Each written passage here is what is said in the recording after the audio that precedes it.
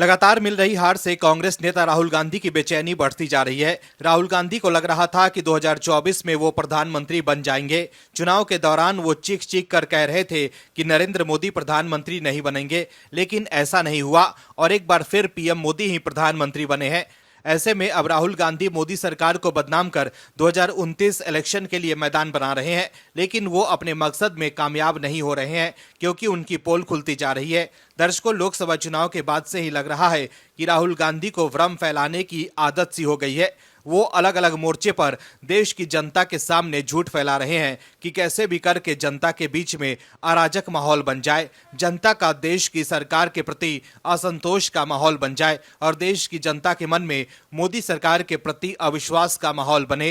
राहुल गांधी सियासी फायदे के लिए देश की सुरक्षा एकता से भी खेलने से बाज नहीं आ रहे हैं। एन केन प्राक्रेन कैसे भी करके देश सेवा के लिए ओत प्रोत लोगों को गुमराह करना और युवाओं को उनकी दिशा से भटकाया जा सके, लेकिन मोदी सरकार ने भी राहुल गांधी को माकूल जवाब दिया और उनके झूठ के पुलिंदे की हवा निकाल दी। आखिर कैसे, बताते हैं आपको इस रिपोर्ट में। दरअसल लोकसभा में नेता प्रतिपक्ष राहुल गांधी ने मोदी सरकार को लेकर जो दावे किए थे उसको लेकर बड़ी बात बाहर आई है, जिससे राहुल गांधी के लिए जवाब देना मुश्किल हो गया है। राहुल गांधी ने अग्निवीर के मुद्दे पर मोदी सरकार को घेरने की कोशिश की थी, लेकिन राहुल गांधी के अग्निवीर वाले दावे को रक्षा मंत्रालय के सूत्रों ने खारिज किया है। ये कहा गया है कि मिलिट्री सर्विस के दौरान जान गंवाने वाले किसी भी अग्निवीर के परिवार को 1 करोड़ रुपए से अधिक की राशि दी जाती है।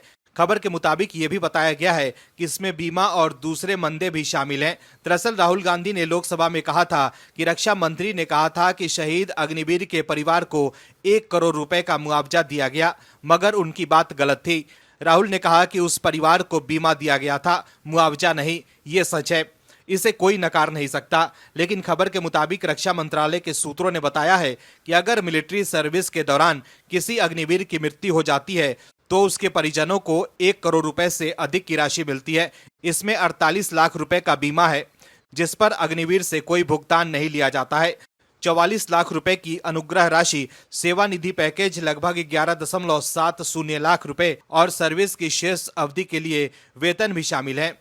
इसके अलावा अग्निवीरों को 50 लाख से 1 करोड़ रुपए तक का बीमा भी मिलता है, जिसे लेकर सरकार ने कई बैंकों के साथ समझौता किया है। उन्होंने कहा कि अग्निवीरों को किसी भी प्रीमियम का भुगतान करने की जरूरत नहीं होती है। वहीं रक्षा मंत्री राजनाथ सिंह ने राहुल गांधी के बयान को लेकर कहा है कि उन्होंने अग्निवीरों पर देश को गुमराह करने का प्रयास किया है, साथ ही उन्होंने बजट पर भ्रांति पैदा की है। राहुल गांधी ने केंद्रीय बजट पर चर्चा में भाग लेते हुए आरोप लगाया था कि सेना के जवानों को अग्निपथ के चक्रव्यूह में फंसाया गया है। बजट में अग्निवीरों को पेंशन के लिए रुपया नहीं दिया गया। वहीं राहुल गांधी का भाषण खत्म होने के बाद रक्षा मंत्री राजनाथ सिंह ने कहा था कि नेता प्रतिपक्ष ने बजट से संबंधित जो भी भ्रांतियां पैदा की है उस पर वित्त मंत्री जवाब देते समय बात करेंगे। मेरा मानना है कि बजट को लेकर कई भ्रांतियां पैदा की गई है। तो देखा आपने कैसे अग्निवीर पर मोदी सरकार ने राहुल गांधी को जवाब दिया है। राहुल गांधी आरोप तो लगाते हैं, लेकिन अपने आरोपों को वो साबित नहीं कर पाते हैं, जिससे हर बार उनकी वजह से कांग्रेस बैकफुट पर आ जाती है। Bureau report, OMH news. और भी वीडियोस देखने के लिए चैनल को सब्सक्राइब करें और बेल आइकन को दबाएं।